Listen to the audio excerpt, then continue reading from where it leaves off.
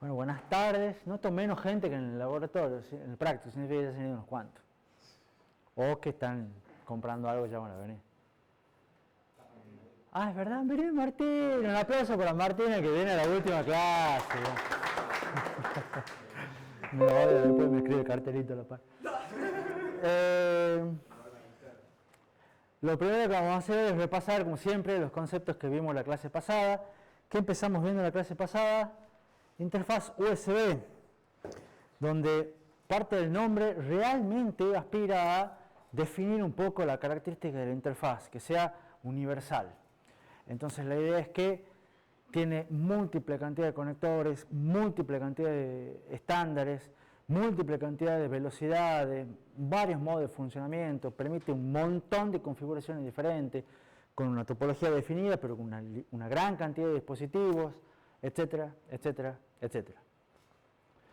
Ya, entonces eso lo hace que sea muy grande, muy complejo. Vamos a ver muchas cosas y nos van a faltar muchas más todavía, porque podría ser casi media materia, digamos, USB. Como dije recién, define desde los conectores, capa física, y va a varias capas de lo que es el modelo óseo. Si no se queda con capa física o capa de enlace, como hemos visto más, sino que va más adelante también en otras capas, porque abarca, como les dije recién, muchas cosas, y pretende y busca, y lo está consiguiendo bastante, ser, digamos, un estándar que esté presente en todos lados. Bueno, como dije recién, hay múltiples versiones del protocolo, lo que sí las versiones van evolucionando, y a medida que van evolucionando las versiones, ¿qué es lo que va, o una de las cosas que va cambiando a nivel que nos interesa a nosotros? La velocidad de transferencia. Cada vez la idea es hacer transferencias más rápidas, en lo posible compatibles con versiones anteriores, no siempre se puede, pero por lo menos que sea cada vez transferencias más rápidas, que es la misma tendencia que venimos viendo con toda la evolución de la tecnología.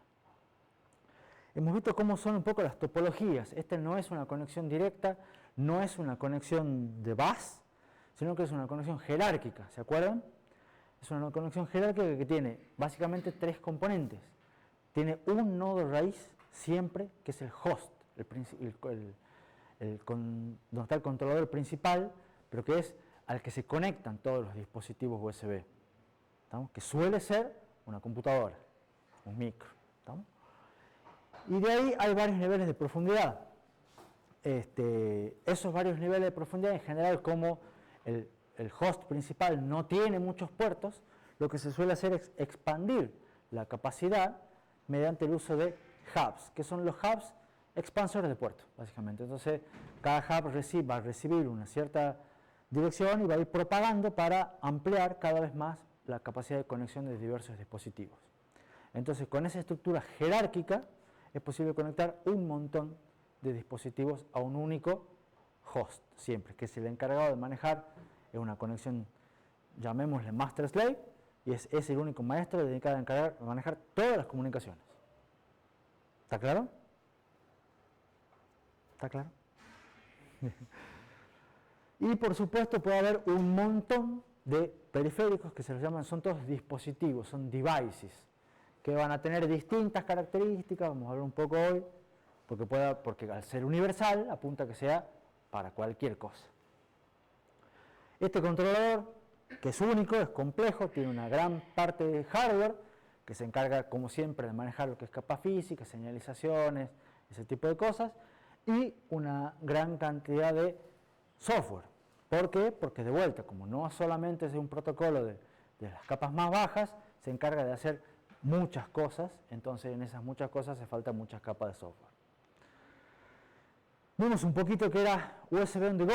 ¿Qué es USB on the go? Es un modo de funcionamiento que no surgió con el estándar original, sino que fue incorporado más adelante, en el cual permite que un periférico, un dispositivo, pueda tomar el rol de host durante un determinado tiempo.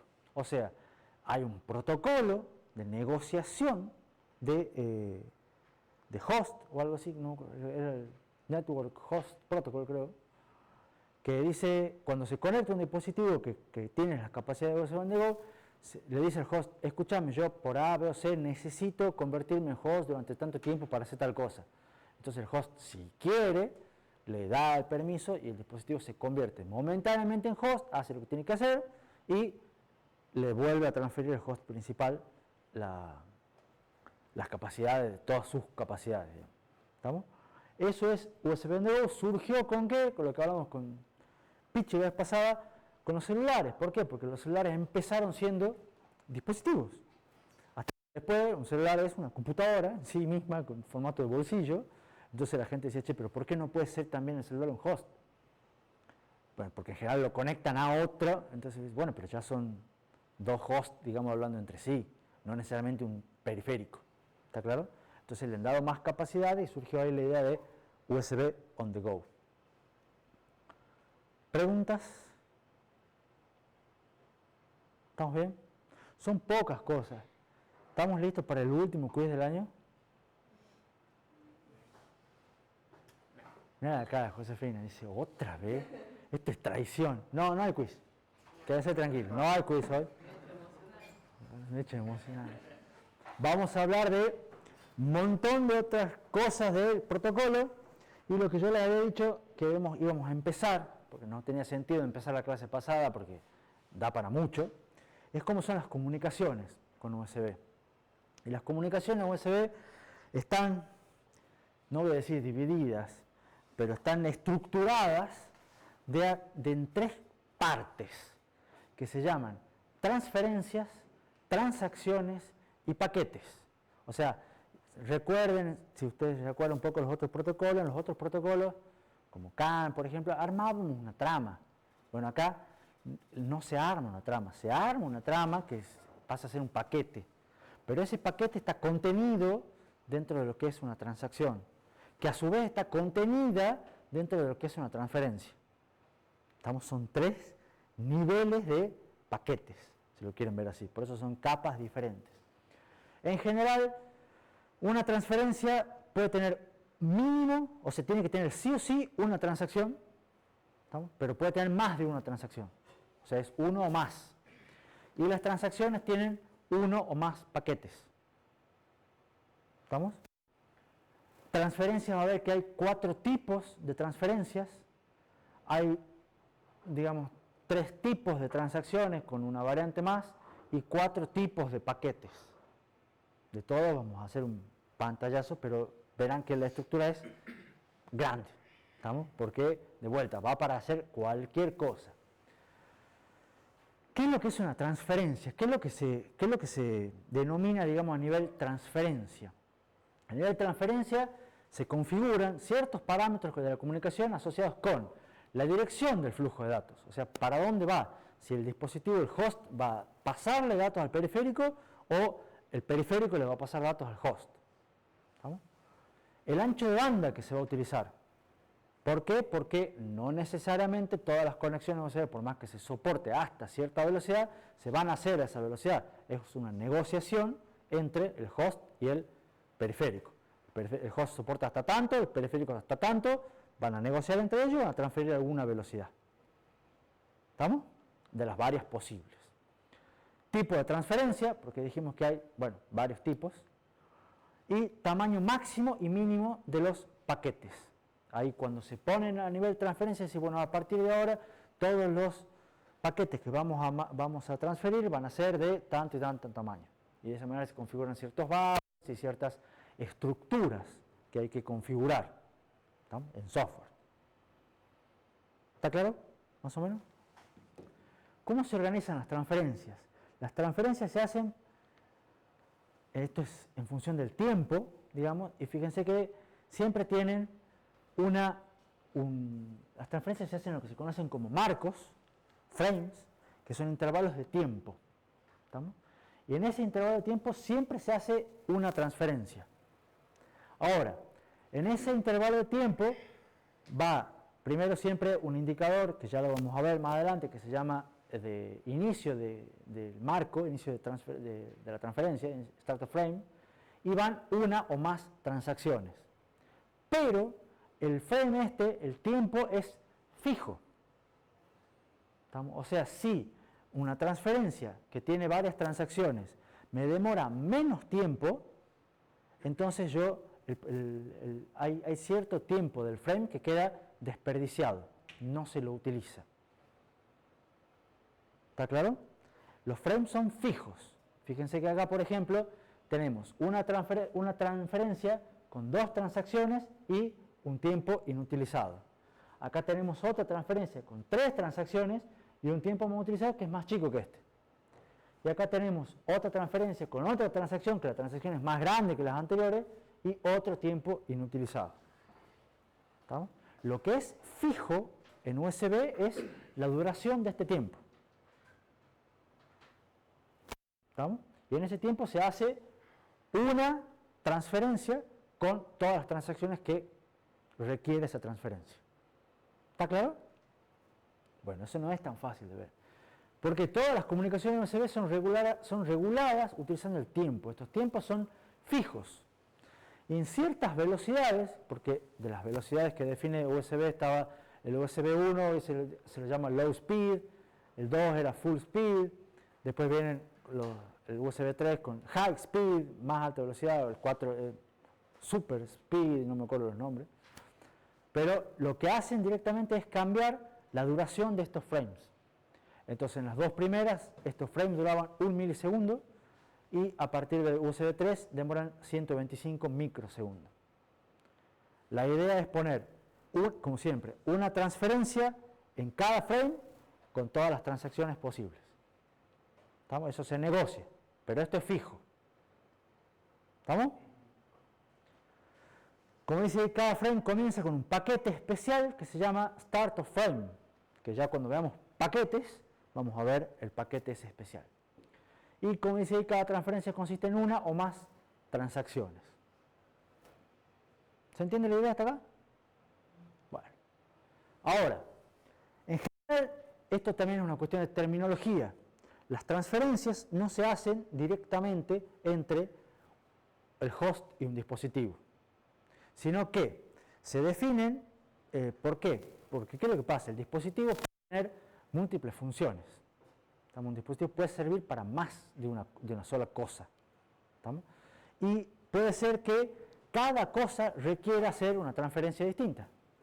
Entonces, lo que se definen son lo que se conocen como endpoints y pipes. ¿Les suenan los términos a alguno de ustedes? Sí. ¿Qué es un pipe? En castellano, ¿alguien me lo traduce? Una especie de tubería, un cañito que me conecta. ¿Qué es un endpoint? Más allá de la definición que dice ahí. ¿Les suena el término?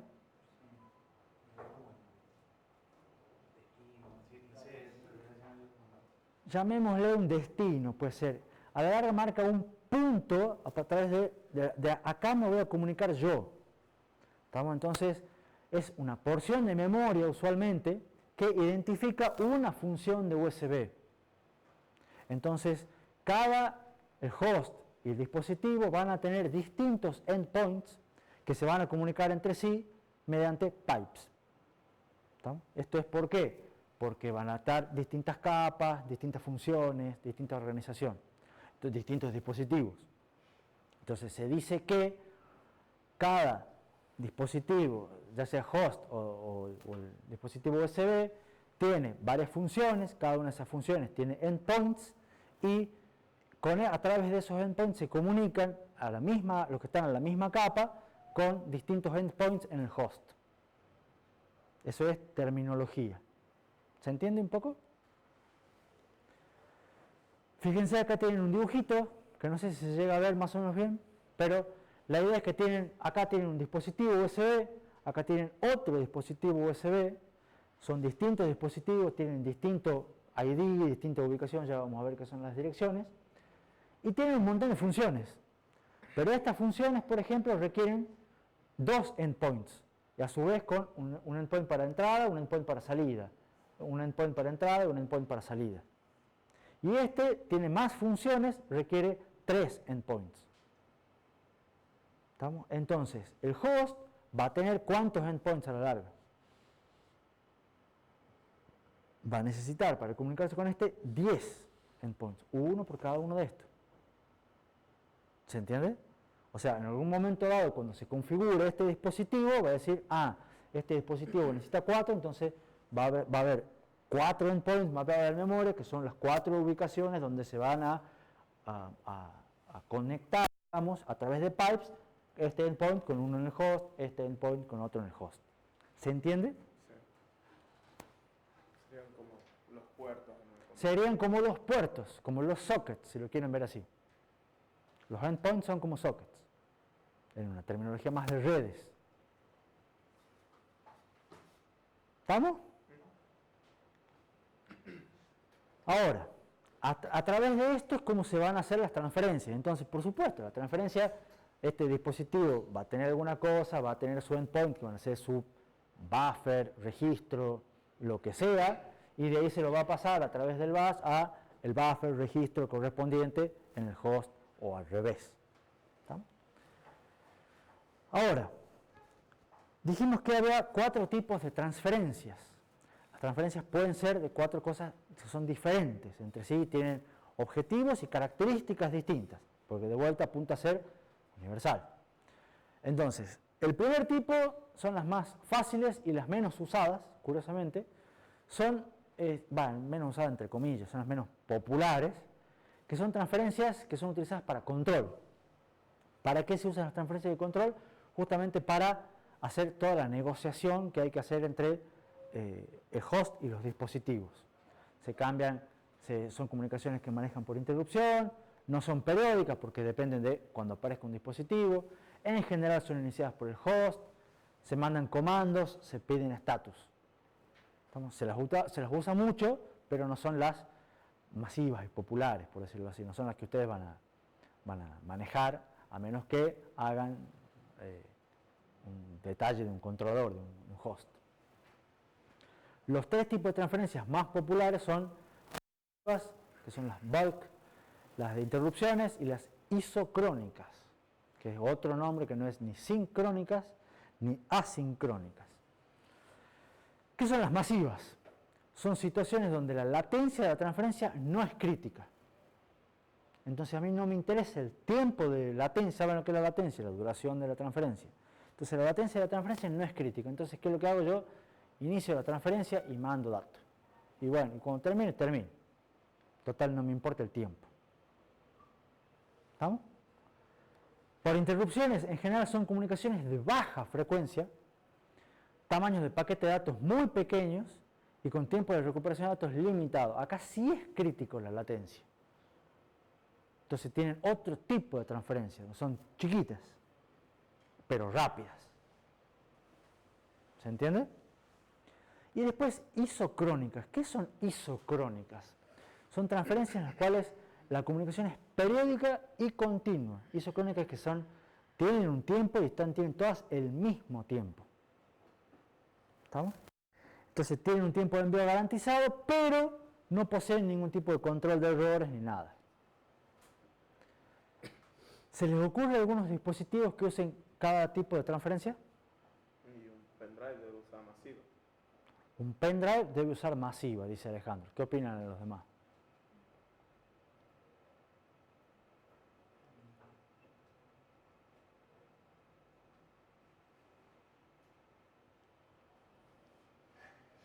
Si ustedes tuvieran un pendrive, ¿para qué se usa un pendrive?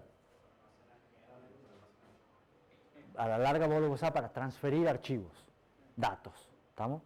¿Necesitas que tenga baja latencia? No, uno quiere que la transferencia sea rápida, ¿estamos? Pero no es lo mismo que tenga baja latencia. ¿Por qué? Porque no es necesario. Vos pones ahí a hacer la transferencia de archivo. Demora lo que tenga que demorar según el tamaño del archivo. Podría ser isocrónico, pero en general no necesitas que sea continua en el tiempo, no sabes cuánto tiempo va a estar transfiriendo. En general un pendrive usa masiva, como dice Alejandro. Tiene razón Alejandro. Otro tipo de ejemplo de masiva es una impresora USB. ¿Por qué? Porque a la larga también le pasan un archivo. ¿No? Es lo mismo. Pero son una cosa le pasan y bueno, ¿qué imprime? No importa cuándo. Un mouse USB, ¿qué es? ¿Qué sería? ¿Masiva? Yo creo que isocrónica. Baja latencia, dicen allá, isocrónica, dice Alejandro. ¿Qué opina? Puede ser isocrónica. Sí, puede ser isocrónica. En general no. Un mouse es por interrupción. ¿Por qué? Porque no es continuo. No están permanentemente moviendo el mouse. No se sabe cuándo se va a mover el mouse. Y cuando se mueve el mouse, manda muy poquitos datos. Entonces un mouse utiliza un tipo de interrupción, un teclado también. Son pocas veces, es poco tiempo, pero ustedes quieren que cuando aprieten la tecla o muevan el mouse, realmente se mueva el cursor o se muestre la tecla presionada o disparen. ¿Estamos? Entonces la latencia es crítica. Mirá, ahí se ríe Jean Paul.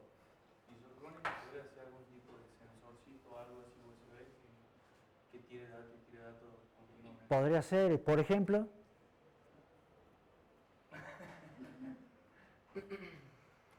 las isocrónicas se usan más, por ejemplo, para transmisiones de tipo stream, tipo transmisiones de audio, transmisiones de video. Entonces ustedes tienen que mandar datos continuos durante un intervalo de tiempo largo y bueno, si se pierde alguno, se escucha bien, un píxel mal, no nadie se da cuenta. Parlante USB, por ejemplo. Camaritas web, todo lo que tenga que ver con multimedia usualmente. ¿Se entiende? Usan este tipo de transferencia. Porque la cámara, por ejemplo, no es por interrupción, es continua. ¿Se entiende? No es que está esperando que yo me mueva. Ese es un efecto. Pero eso es HDMI. Ese es otro problema, digamos. No es USB. ¿Se entienden los tipos de transferencias? ¿Alguna pregunta? Fíjense que acá tenemos un cuadro donde más o menos muestra tipos de usos típicos, un impresor, un teclado, un audio, si la configuración es obligatoria, para los tipos de configuración sí, para estos no, si manejan low speed, si tienen corrección de errores, los modos, estos tipos de transferencias si tienen corrección de errores, el audio no. Los tipos de pipe, hay tipos de pipe que son de mensajes, tipos de pipe continuos, tipo stream, garantiza velocidades, garantiza latencias mínimas, los de interrupciones sí, las isocrónicas sí, las masivas no. Si por algún motivo el pendrive se demora un poco más, y nadie va a hacer drama por eso. ¿Estamos? Por ejemplo, acá definen los tamaños de los endpoints, acá tienen fijos el tamaño, estos no tienen tamaño fijo, pueden ser grandes. ¿Estamos? Y por ejemplo, acá dice ancho de banda reservado por frame. ¿Estamos? Que dice que para este tipo de cosas se reserva por lo menos el frame una cierta porción de eso para ese tipo de transferencia. ¿Estamos? ¿Se entiende esto? Como para que más o menos vuelquen el ejemplo que hemos estado charlando recién en lo que es una tabla con ciertas características en base a los tipos de transferencia. Ambas combinadas significa que las dos tienen 90 o que tienen 45 cada uno. No, el ambas combinadas, esta es que, sí, bueno, debe ser que eventualmente para los dos, pero este tiene 90 y este tiene 90 también, digamos. Debe ser que es lo mismo, digamos. O 90 para van juntos, teclado de audio, qué sé yo, una cosa de eso. Bueno, hemos entendido entonces lo que se entiende por una transferencia en USB. Dijimos que una transferencia puede tener varias transacciones. Las transacciones son las entregas de servicio, o sea, de información, a un endpoint o desde un endpoint. ¿Está? Hay tres tipos.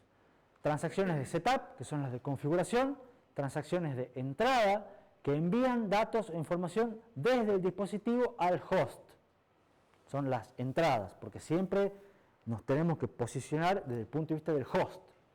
Y las salidas son desde el host al dispositivo. ¿Estamos? Esto parece más fácil.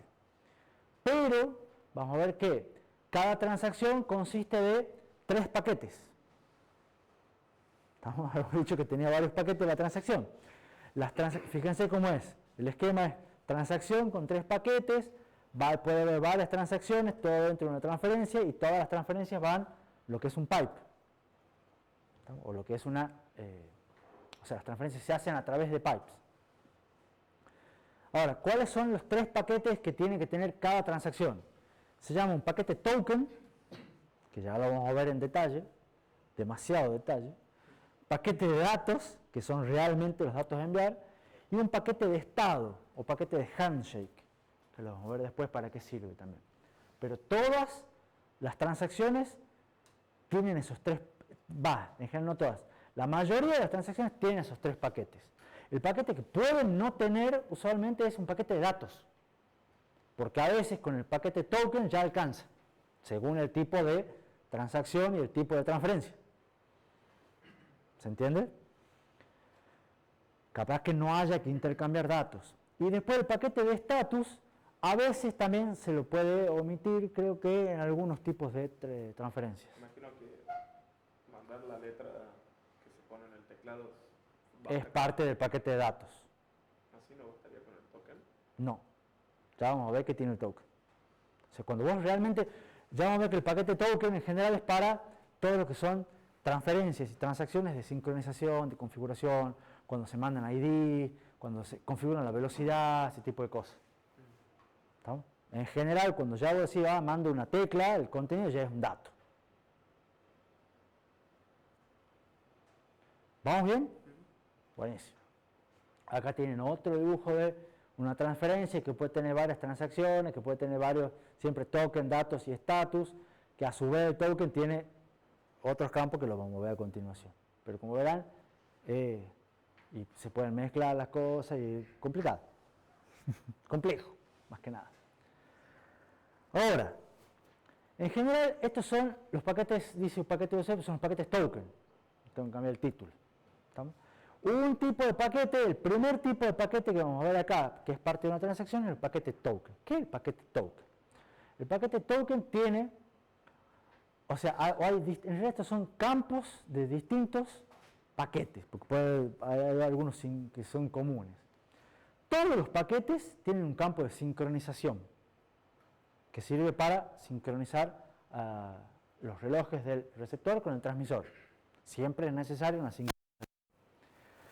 ¿Cómo se hace esa sincronización? No vamos a entrar en detalles, pero hay un campo donde se mandan ciertos, llamémosle ceros y unos, por ahora, ciertas señales, y dice, esos sirven para sincronizar, que son los famosos 7.1, 6.1, cosas así por el estilo. No son así, pero es la misma idea, un campito de sincronización. Después viene un campo que se llama Packet ID, que es el identificador de paquete, ¿estamos? Que indica qué tipo de paquete está siendo enviado.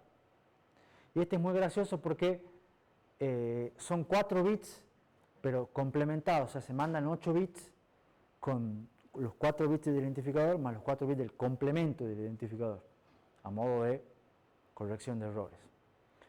Y un campo de address, que ya lo habíamos hecho una especie de spoiler antes, indica qué es el address, es como la dirección, como el digamos, identificador del dispositivo al que va dirigido el paquete. ¿Estamos? El address en general tiene un tamaño de 7 bits. Entonces, ¿cuántos dispositivos puedo tener?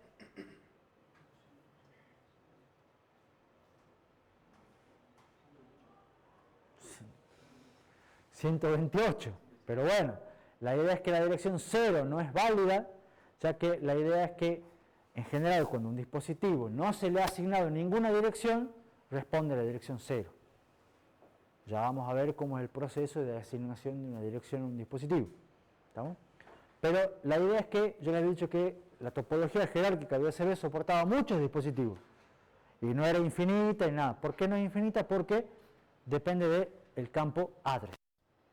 Entonces, ¿cuántos dispositivos soporta en total USB? 127. Porque tiene un address de 7 bits los paquetes. ¿Estamos? Los paquetes que están dentro de transacciones, que están dentro de transferencia. ¿Me siguen? Bueno, y acá van a ver, estos son los valores del campo Packet ID.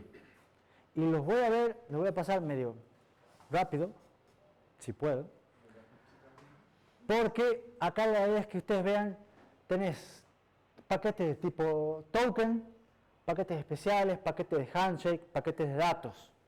¿Estamos? Y ustedes tienen, por ejemplo, uno que me sirva, el Startup Frame. ¿Se acuerdan que le hemos dicho que es un paquete especial? ¿Estamos? El Startup Frame tiene el identificador, que es el valor 0101. Pero en realidad se manda, lo que se transmite es 10100101, que es el mismo valor y el complemento. Son esas cuestiones del estándar. Imagino que para asegurarse que realmente no haya un control de que no haya algún paquete raro, como puede ser tantas cosas, entonces vos te asegurás que con 8 bits mandas solamente 4 bits, entonces te aseguras de que no haya ninguna cosa rara en el medio. Digamos. No te llegue ningún dato corrupto, ni un paquete que no es el que debería ser. Una especie de corrección de errores, agregan redundancia. ¿Estamos?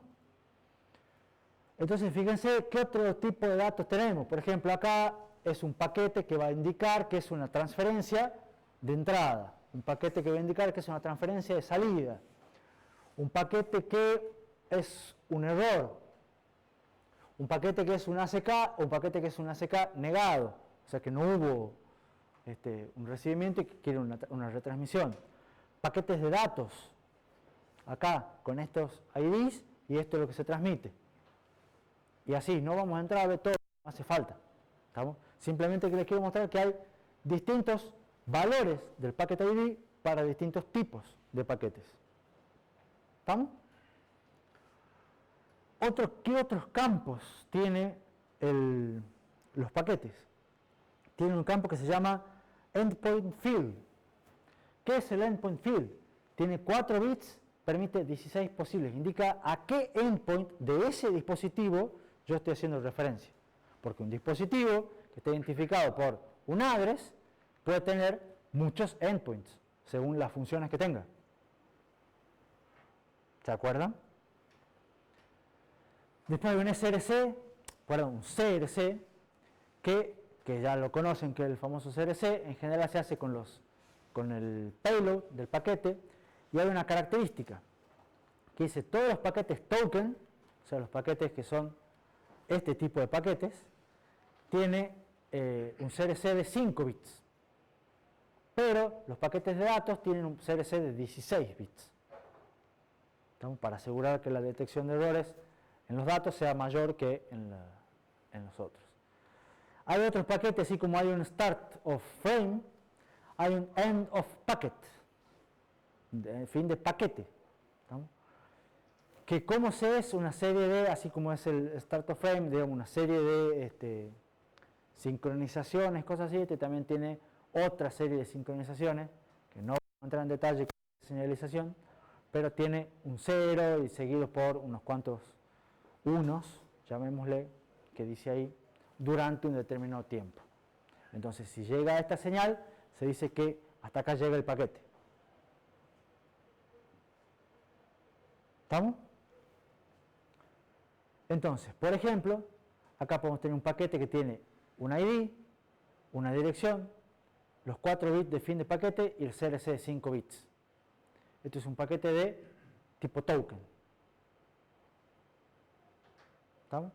De los cuales puede ser de tipo entrada, salida o setup. Acá tenemos un paquete de datos. Tiene el paquete ID, los datos y el CRC de 16 bits. Es un tipo de paquete diferente. Está el paquete de start of frame, que manda el número de frame, es enviado por el host durante todo ese tiempo. Recuerden que los frames son fijos, entonces la idea es, si mando los mismos 11 bits durante tanto tiempo, entonces, me está mandando un paquete de start of frame. ¿Se entiende? Y así de complicadas son las cosas. Hay paquetes de estatus. ¿Qué son los paquetes de estatus? Los paquetes de estatus, que era el tercer tipo de paquete, sirve para hacer todo lo que es control de flujo, acknowledge, pedir confirmaciones o pedir retransmisiones, por ejemplo, cuando dice, che, el dispositivo no puede enviar ni recibir, entonces pido, aviso que no puedo, o digo, el paquete no fue recibido, reenviámelo. Puede haber un stall, que significa que necesito más tiempo, o que hay algún tipo de datos que en el endpoint no está funcionando, entonces necesito que paremos la transacción, o la transferencia, no me acuerdo cuál de los dos, digamos. Hay un montón de paquetes que son distintos, que no llevan datos, que son para indicar todo este tipo de control de flujo. ¿Estamos? ¿Preguntas hasta acá? Va aburrido, ¿por qué? Porque de vuelta, las posibilidades son un montón.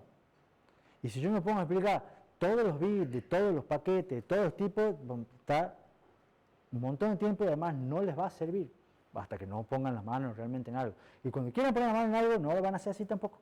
Van a hacer un nivel más arriba, una capa más alta, porque es más fácil. ¿Estamos? Pero todo este tipo de cosas especifica el protocolo USB y más. ¿Vamos bien? ¿Seguro? Vamos a otro aspecto. Ya hemos visto lo que son las comunicaciones, que son con transacciones, transferencias y paquetes. Ahora vamos a ver lo que es la enumeración. ¿Qué es la enumeración? Es dicho en nuestra jerga que no suena más, el buteo, el arranque. ¿Cómo es que se reconoce un dispositivo USB? Porque ustedes tienen el host andando normalmente y enchufan un dispositivo USB y el dispositivo USB automáticamente es reconocido por el host. ¿Es así? O debería ser así. ¿Cómo funciona eso?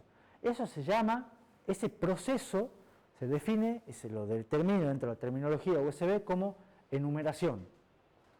¿Y consiste en qué? Lo que dice ahí. Antes de empezar a trabajar con el dispositivo, el host debe averiguar las características.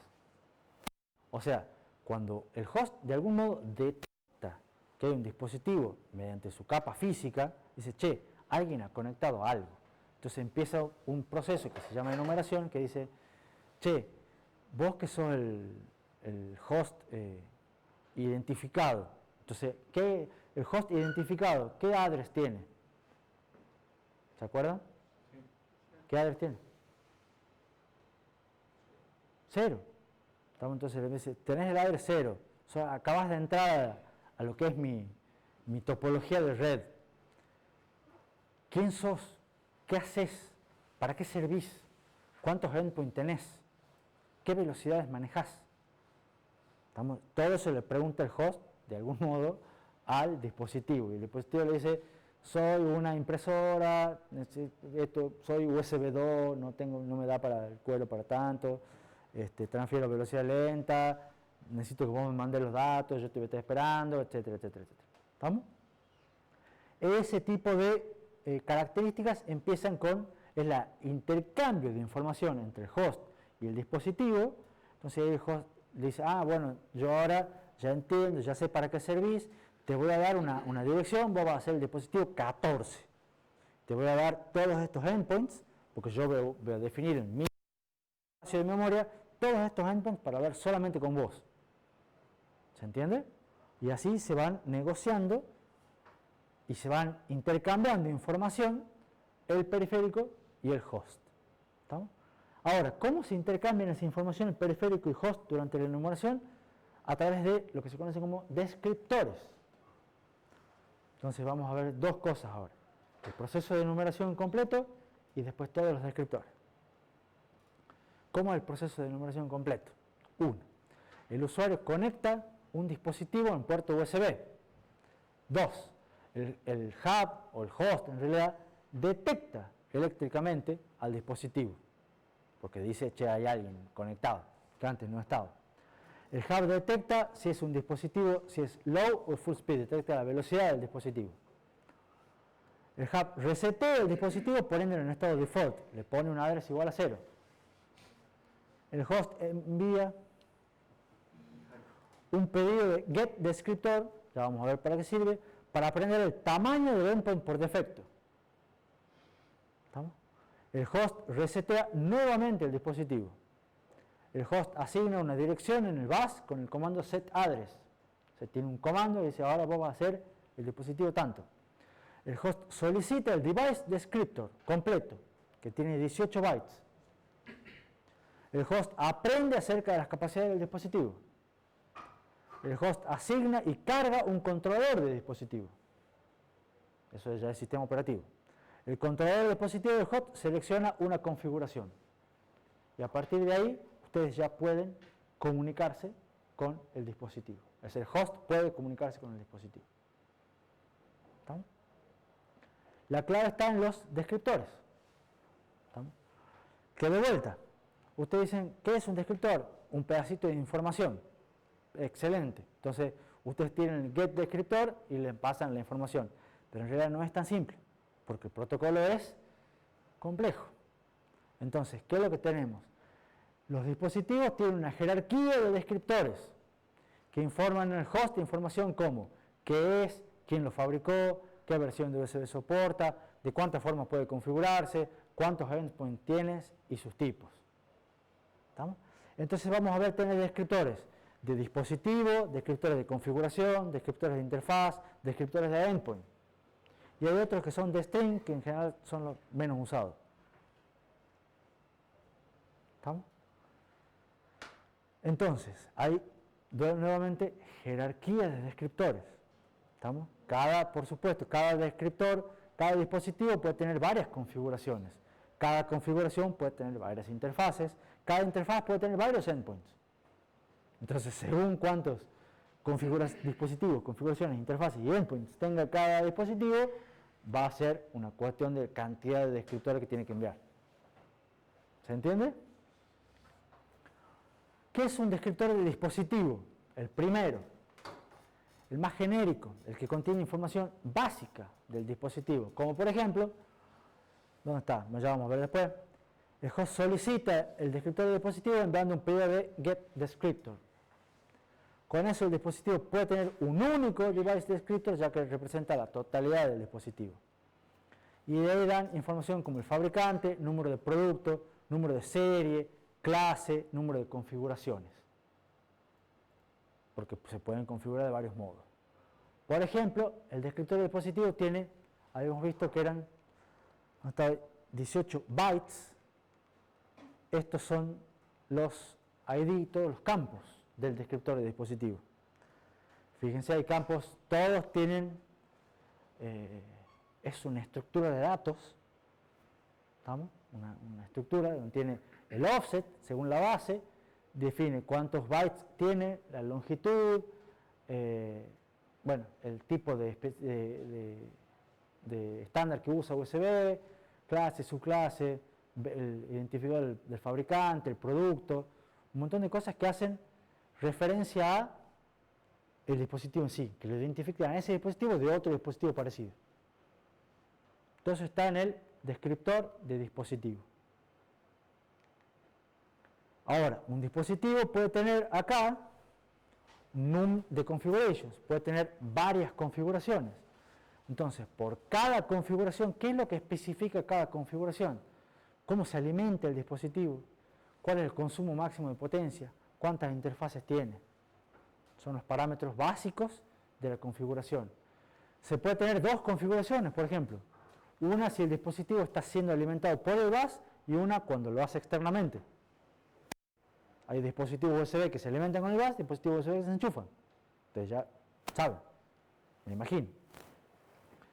Entonces, como este es el encabezado de las interfaces, es posible tener modos de transferencia para cada configuración diferente. ¿Estamos? En general, la mayoría de los dispositivos son simples y tienen una configuración, pero puede haber dispositivos con más de una.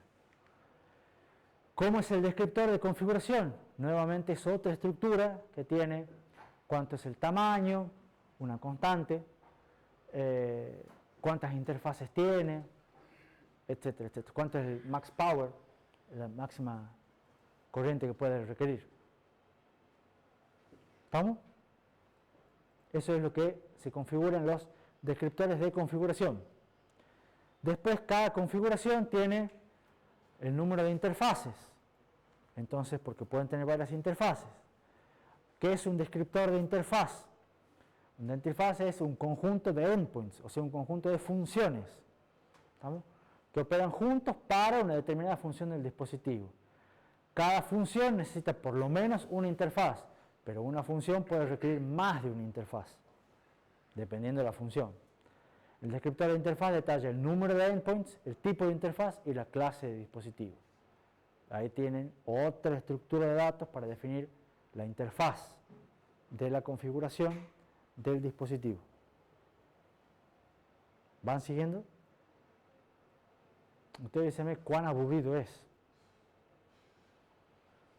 Y fíjense que estamos viendo por encima nomás, ¿no? Y nos falta ver el descriptor de endpoint, porque con esto tienen un número de endpoints que se usan para esta interfaz. El endpoint es realmente donde el buffer donde nosotros vamos a trabajar. Entonces el descriptor de endpoint me dice qué tipo de transferencia, qué sentido tiene y otros datos específicos del endpoint. Entonces yo realmente voy a mandar datos al endpoint y voy a devolver datos del endpoint. ¿Estamos? El endpoint 0 asume un endpoint de control. Entonces acá tienen otra estructura de datos que es el descriptor del endpoint, donde tienen, que hemos dicho, una constante que dice que es un descriptor de endpoint, el address de cada endpoint, atributos del endpoint para el tipo de transferencia, para el tipo de sincronización, acá que tiene el tamaño, cuántos paquetes tiene, etcétera, etcétera. Todo eso se debe configurar antes de usar un dispositivo USB. O sea, empieza por la enumeración para detectar el dispositivo, para darle un address, y a partir de ahí se empiezan a intercambiar todos los descriptores para saber qué es, cómo se configura, cuántas interfaces tiene, cuántos endpoints tiene, cómo se tiene que trabajar con él. Todo eso es el proceso mediante el cual ustedes enchufan algo, esperan un ratito y le aparece el cartelito de el dispositivo ya está listo para usarse. ¿Estamos? ¿Preguntas?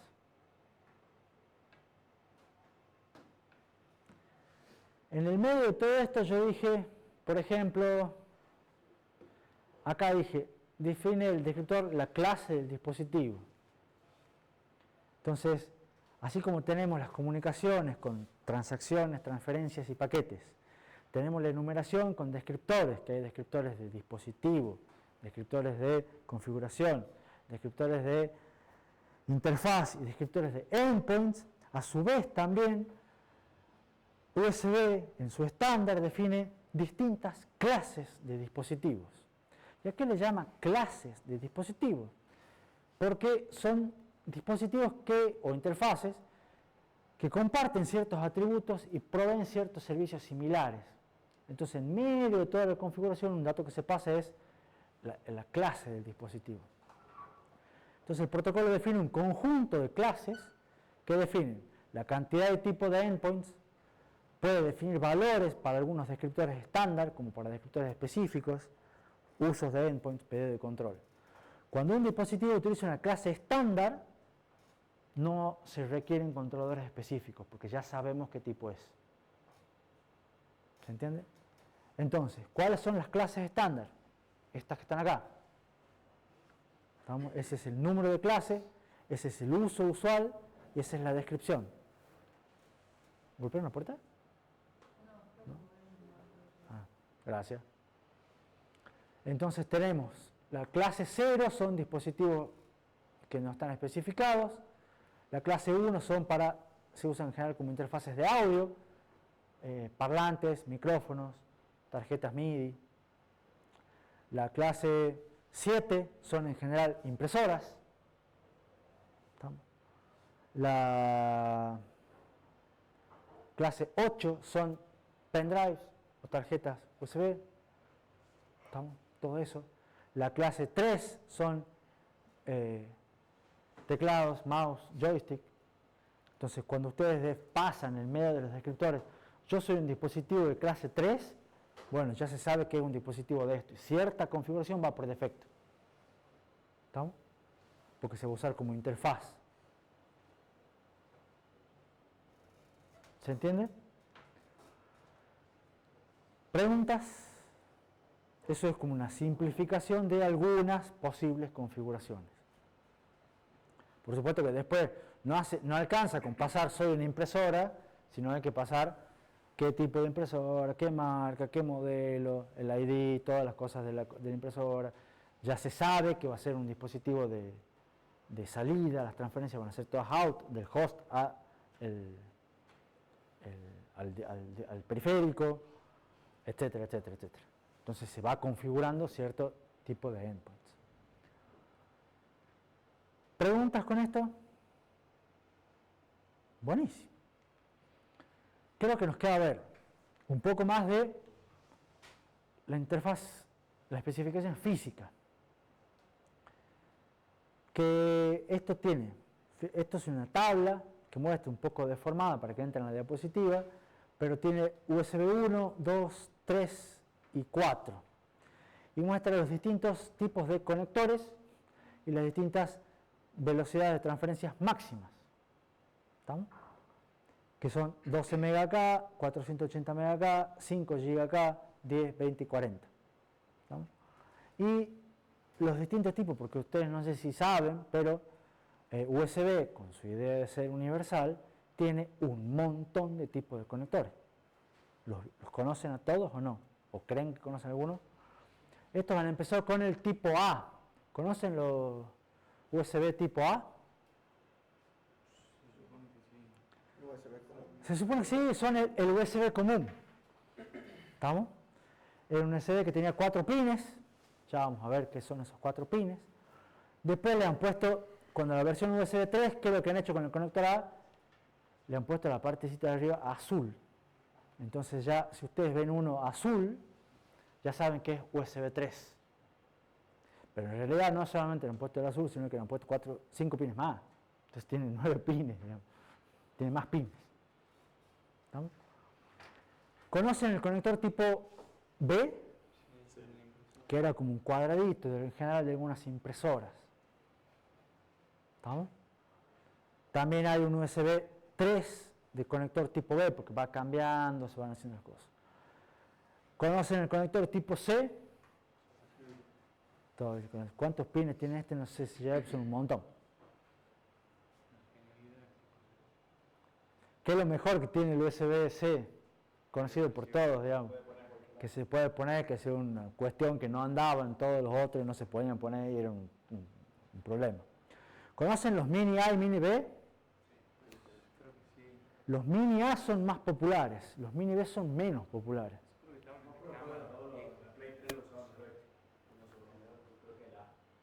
El mini A puede ser, el mini A es más común.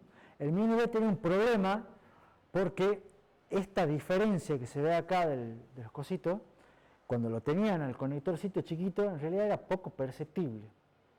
Entonces, ¿qué es lo que pasaba con este? La gente lo conectaba al revés, a la fuerza, o sea, no entraba. Pero decía, ay, pero me falta re poquito porque... Y chao conector, chao interfaz, es un problemón, digamos. Por eso ha sido uno de los más rápidos en quedar, no, esto lo demos de baja, digamos. ¿Estamos? El mini A es más popular, en cuando se le usa el mini A en general con dispositivos que son chiquititos. O sea, qué sé yo, se me ocurre, no, esto no, un auricular. Capaz que si ustedes quieren cargar un auricular por USB, el auricular, algunos auriculares más viejos, no los más modernos, que se cargan con el cosito, pero tienen un mini A porque son dispositivos chiquitos, necesitaban tener un conector chiquitito. Entonces no podían poner uno de estos, digamos. Las cámaras digitales de antes creo que traían eso. Las cámaras digitales, puede ser. Sí, sí, sí. ¿Cómo? El conector mic. Sí, hay más conectores. Ahí está. Sí, sí, o sea, no alcanza con esto. Hay más conectores, digamos. ¿Estamos? Porque de vuelta, insiste, es para cualquier tipo de dispositivo. Entonces, ¿qué tenían estos? Tenían el micro A con también cuadradito. Estos micro A que eran dobles, ¿los han visto alguna vez? Sí, los discos externos. ¿Para qué? Los discos externos. Para discos externos, es verdad, cierto. Los discos externos tienen alguno de estos. Sí, El tipo B. creo que ve. Entonces, ¿qué es lo que les quiero mostrar con esto? Tres cosas. Primero, son un montón.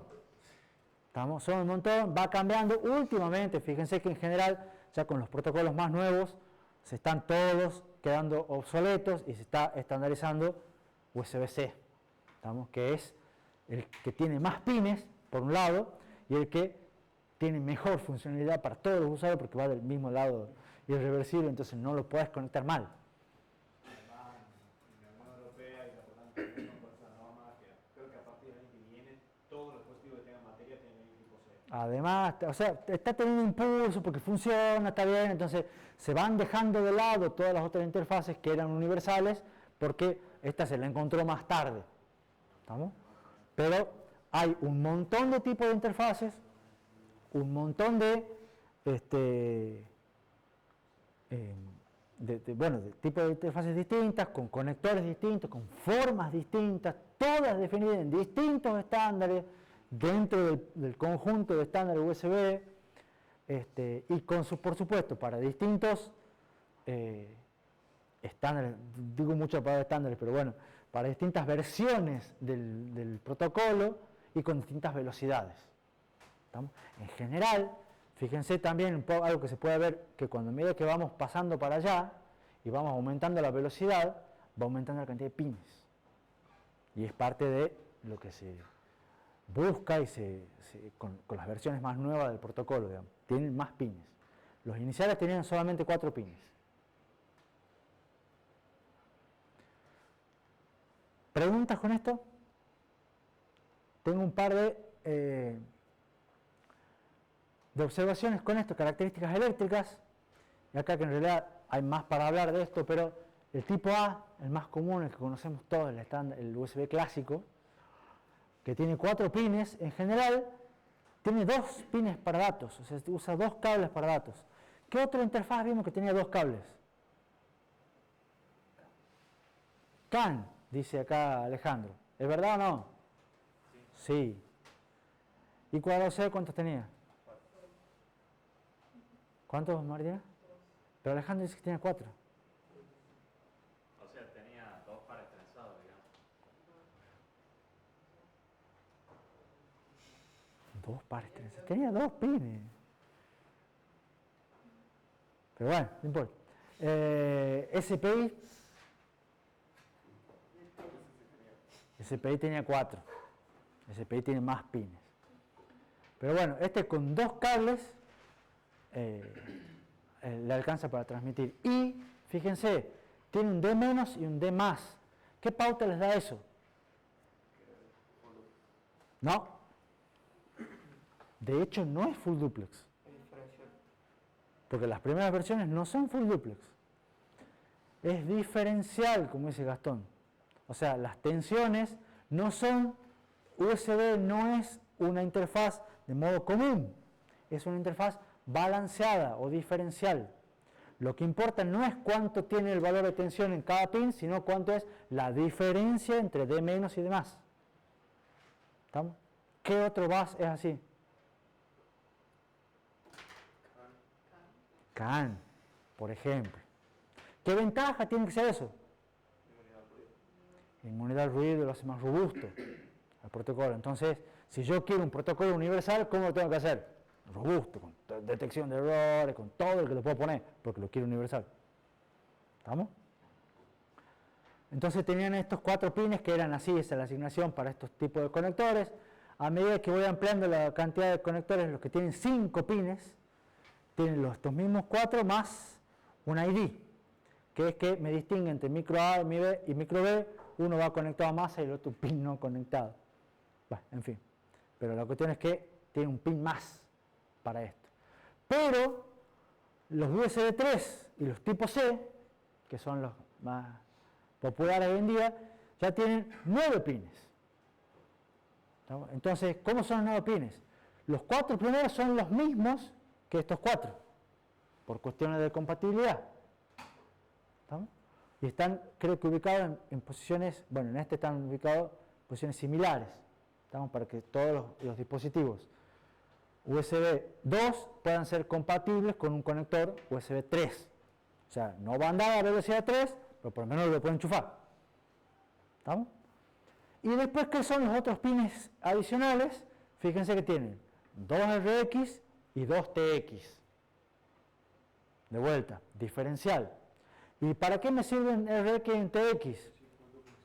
Eso sí es full duplex. Bien ahí, pitch. Ahora ya puedo recibir por estos dos y transmitir por estos dos para una verdadera comunicación full duplex. Solamente a partir de USB 3. ¿Y qué es la SS, lo mismo? No tiene connotaciones más, sino que es simplemente la super speed. ¿Estamos? Porque antes tenían el USB 1 era el low speed, el 1.1, no, el 2, o no me acuerdo cuál era, high speed o full speed, algo así, y estos son super speed. Los que andan rápido, a partir del USB 3, son los que andan con estos pines. Y hacen las transferencias con estos pines, por eso andan mucho más rápido y todo lo demás. Esas son las velocidades. Estas velocidades de 5, 10 Gbps se alcanzan con estos pines.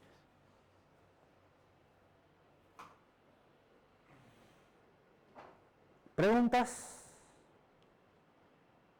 Se tienen dos tierras para contener. Sí, no sé. Creo que en realidad esta tierra es la que se usa por compatibilidad y esta tierra es para otro tipo de conexión. Capaz que tengan que ver con lo del Power Delivery, pero la verdad no lo sé. Te la debo, digamos. Eso le podemos preguntar a ChatGPT después. Porque además es una tierra especial, o sea, tiene un ground para drain, no sé, no lo vi todavía. ¿Alguna otra pregunta? ¿Qué es lo que nos queda ver un poco de USB? Nos queda ver lo que es los consumos de energía. ¿Por qué?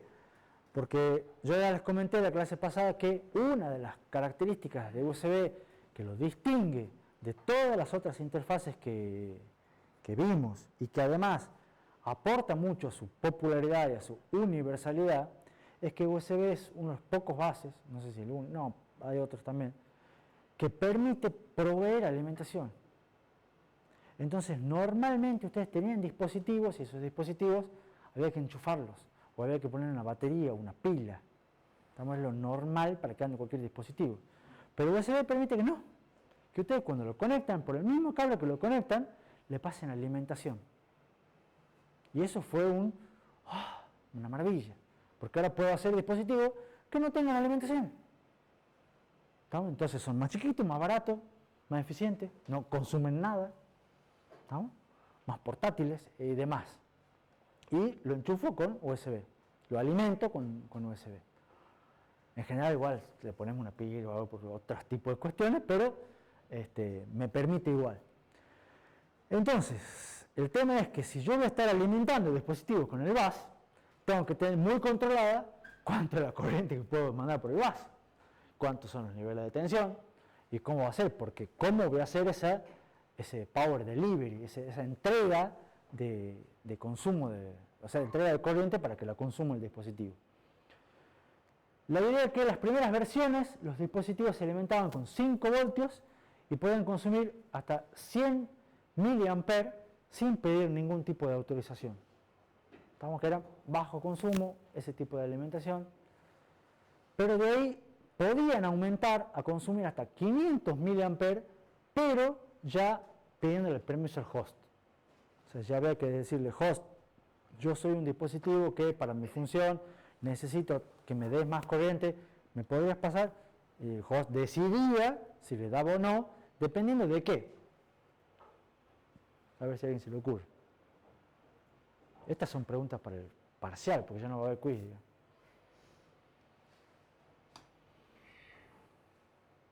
En general era dependiendo de la cantidad de dispositivos que tenía conectado.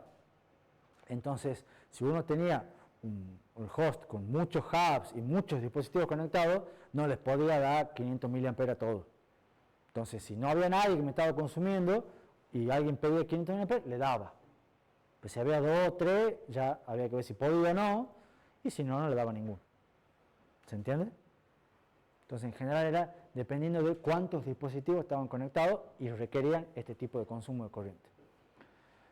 Con USB 2 se agrega la posibilidad de consumir hasta 1,5 amperes, que es 3 veces más grande que este y 15 veces más grande que este. ¿Y eso para qué fue? Para mejorar la capacidad de carga de baterías. Entonces, a partir de ahí ya podían empezar a cargar cosas con USB. Antes, en general, con USB 1 no se podía. O no le daba el cuerpo, no se cargaba. ¿Estamos? Pero después, con el estándar USB, los dispositivos pueden consumir hasta 150 mA siempre de autorización, 900 mA si el host lo autoriza, y después con USB 4 se agrega la función de Power Delivery, que permite aumentar más la capacidad de carga de batería, aumentando un puerto USB. Y nos lleva a una especie de tabla en las cuales tenemos cuánto es la potencia estándar de la fuente extendida, cuánto es la corriente que puede consumir en 5 voltios, 9 voltios, distintas tensiones, y cuánto me genera los distintos consumos permitidos para cada cruce de la tabla, digamos. ¿Estamos? Por un lado, cada rango de consumo, corriente, tensión. ¿Estamos? Entonces, si ustedes tienen un cargador USB A 2.0, ¿tiene alguna mano? Todos, ¿no? Ningún cargador en la mochila. Deberían, digamos. Mira, estaba mirando si hay alguna enchufada. Se fijan cuánto consumo de energía, cuánto le están pidiendo la tensión, qué corriente, y van a ver en qué rango está funcionando. Y va a decir carga rápida, carga lenta, etcétera, etcétera, etcétera. Y estas, por supuesto, permiten mayores niveles de consumo de corriente. Esto a través de USB 4, recién. ¿Preguntas? Con eso se acaba el tema USB. No hemos hecho recreo hoy, creo que no vale tanto la pena. Nos vamos un ratito antes. ¿Qué empieza con el resumen? Vimos una parte de lo que es USB, porque realmente USB es muy grande, muy complejo. Ustedes van a tener un pantallazo. Con el pantallazo que tienen les alcanza para hacer el laboratorio. En el laboratorio tienen que configurar un dispositivo y hacer una transferencia por USB, básicamente. ¿Estamos? O sea, ver cómo funciona una transferencia por USB. Y lo que vimos es que tenemos múltiples versiones del estándar, diferentes velocidades. La topología siempre es la misma. Yo les dije, tiene un único host con múltiples dispositivos conectados jerárquicamente, utilizando hubs para expandir los puertos. Las transferencias están compuestas por transacciones, que a su vez están compuestas por paquetes. Cada transferencia se realiza en un frame, y el frame tiene una duración fija, que depende de la velocidad configurada. ¿Estamos? Hay 4 tipos de transferencias: masivas, interrupciones, isocrónicas y de control. Las transferencias se definen entre pipes, que vinculan endpoints, que representan funciones de los dispositivos. ¿Qué más vimos? Hay 3 tipos de transacciones: de entrada, de salida y de configuración. 4 tipos de paquetes: paquetes de start of frame, para indicar que comienza una transacción, una transferencia, perdón. Paquete de tipo token, paquete de tipo datos, paquete de tipo status, formados por diferentes campos. La inicialización se denomina enumeración, consiste en el intercambio de diversos parámetros denominados descriptores. Hay 4 tipos de descriptores más comunes, que son de dispositivo, de configuración, de interfaz y de endpoint. Hay distintas clases de dispositivos que son agrupados por su funcionalidad, su uso.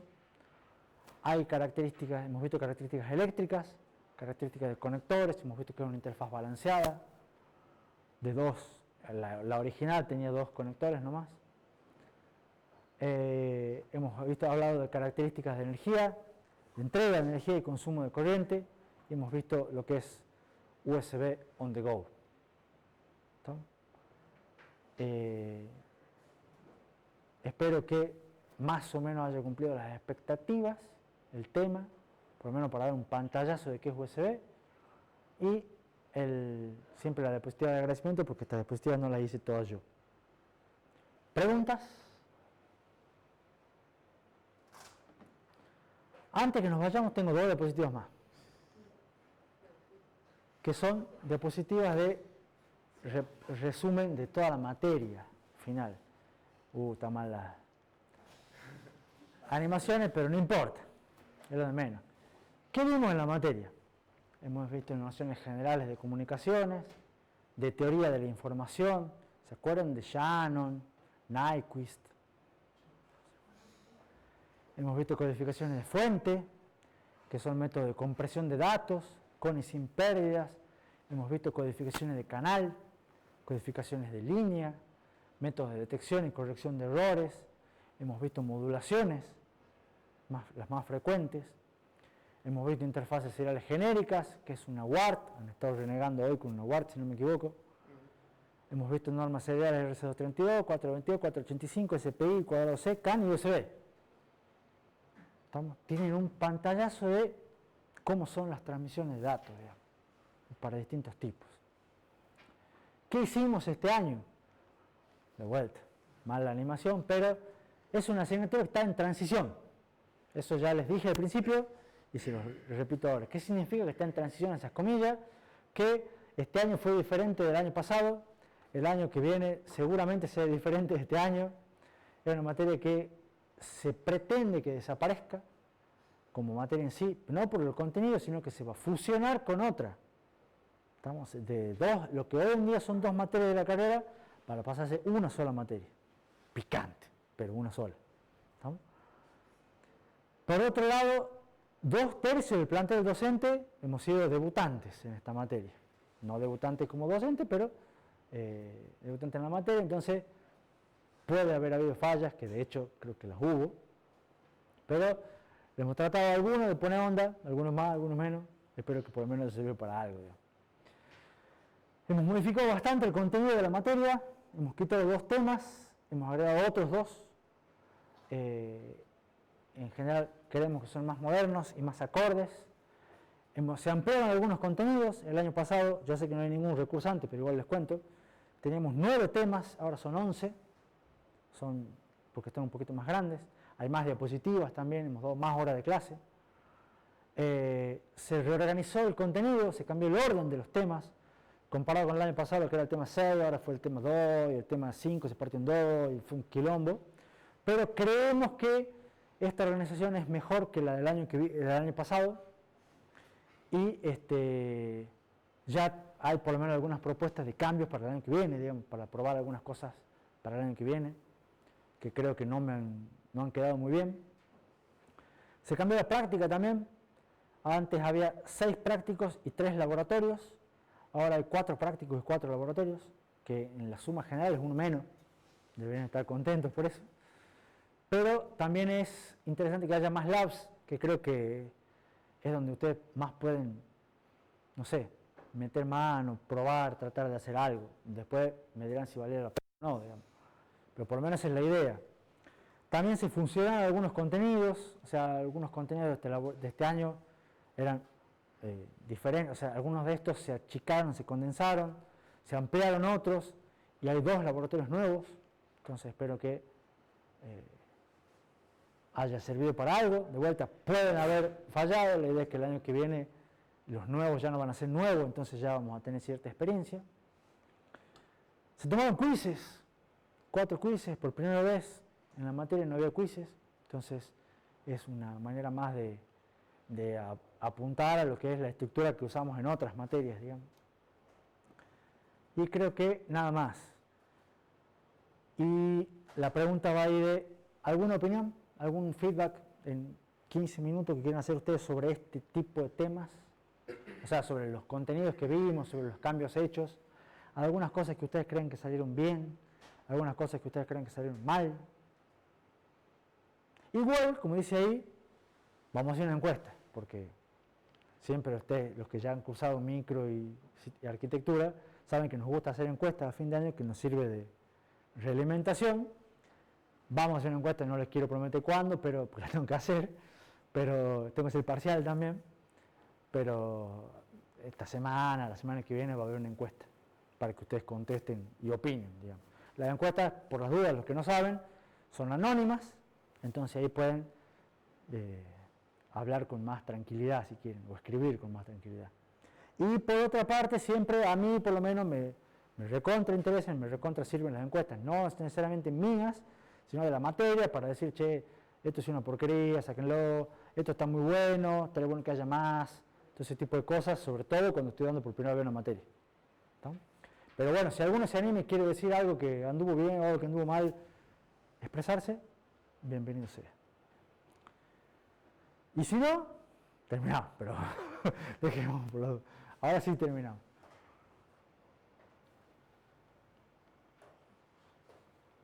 Creo que todos prefieren el anonimato. Bueno, no hay problema, no hay problema. Va a estar la posibilidad, va a estar la posibilidad. No, no hace falta aplauso.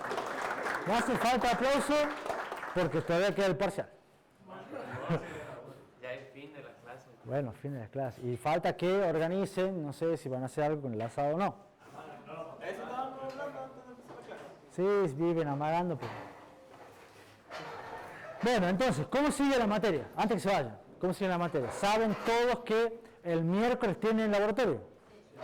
¿Estamos? A las 4. Bien. Laboratorio de USB, como les digo, van a tener que configurar, hacer andar, descubrir y que hagan una transmisión por USB. Y después el lunes, el parcial. Y nos desocupamos todos. El martes estamos todos desocupados, si Dios quiere. Tienen para estudiar el fin de semana.